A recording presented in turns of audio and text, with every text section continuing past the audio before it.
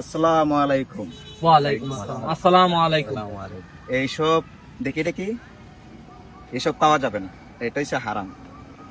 আর তোমরা সবাই প্রতিদিন 5 ওয়াক্ত নামাজ পড়বা জামাত সহকারে, আর তোমরা ভালো ছেলেদের সাথে চলাফেরা করবা।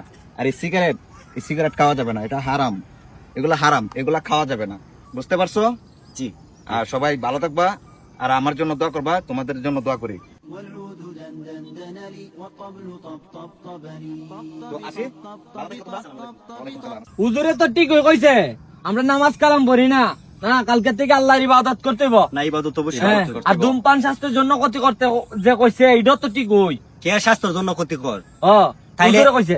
তাইলে দেখছেন طب طب طب طب طب طب طب طب طب طبني والسقف سق سق سقني والرقص قد طاب ওই দেখ দেখ দেখ কি করে